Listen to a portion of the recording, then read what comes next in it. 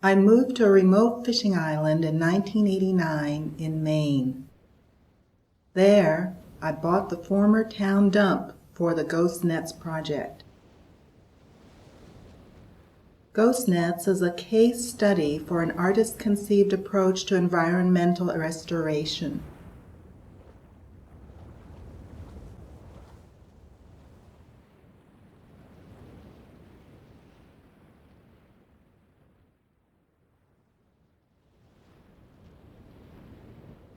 The site is part of a complex ecosystem in the larger Gulf of Maine. This project restored flourishing wetlands on the site.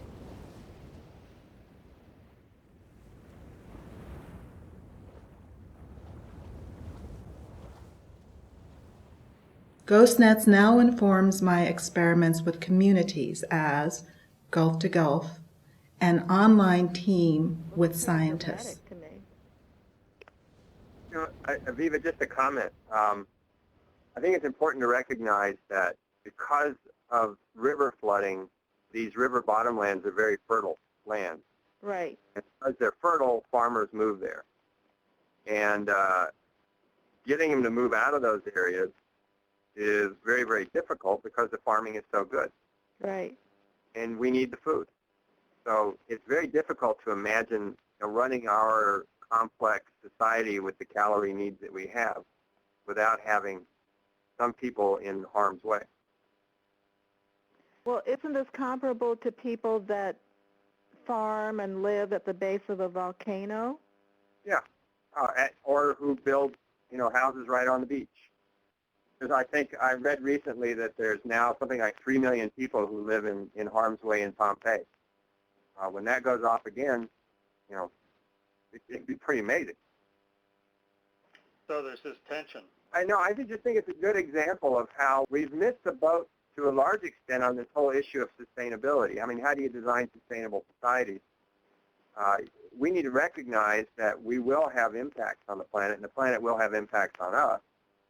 And our strategy ought to be, how do we minimize our impacts on the planet, and how do we minimize the planet's impacts on us?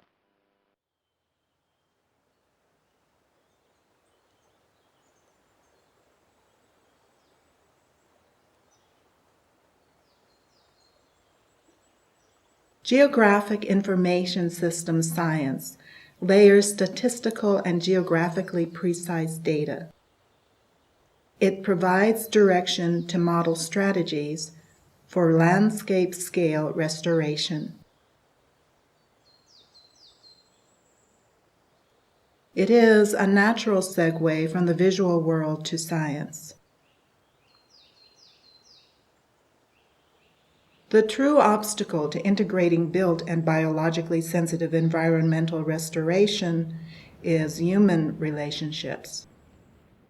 Lost drift nets, called ghost nets, come loose from fishing boats, invisible, indestructible, and enormous. They strip mine the ocean of marine life, like destructive human habits and routines. The GhostNet site is a model of extreme degradation. The man-made land had buried a local estuary and destroyed habitat. The uplands had been sheep-herded, quarried, and farmed. Water and soil were running into the ocean without natural filtration. The land required extensive soil rehabilitation and microhabitat remediation. I began by studying a local control marsh with various art forms.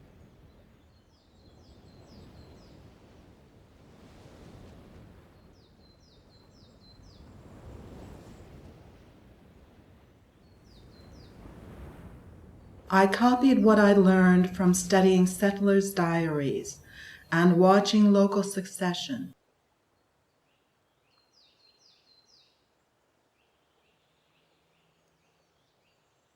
Seven years were spent restoring the upland's riparian zone to filter and protect groundwater. Rocks that had been shattered were replaced. Forbs and trees which had been stripped and timbered were planted. Granite detritus, which had buried the estuary, was removed.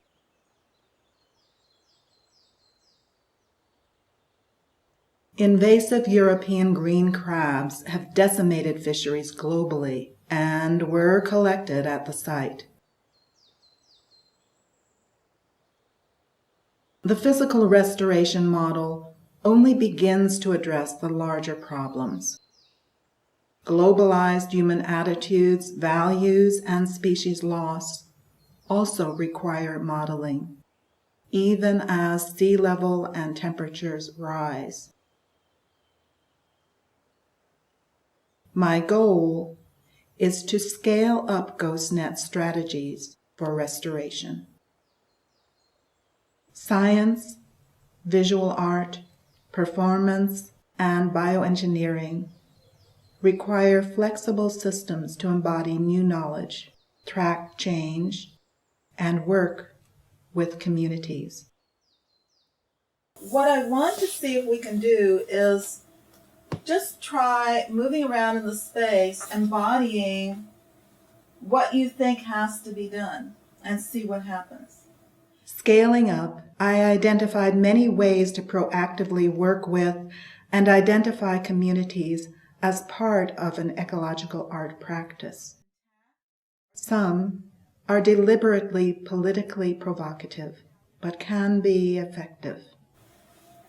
So why don't we get up and try this? But I'm the extractive industry, so I'm going to push back. But are you going to try to clean? I'm going to push. Yeah. I'm going to keep pushing. So I'll start on you. I'll go with both of you. So are any of you going to help me here? Are you going to help me extract, or are you going to help me clean? You're going to help extract? Yeah. Because you're the driller. You're the driller. Are you going to intervene, Mary? I'm going to. Oh, she's strong back there. God.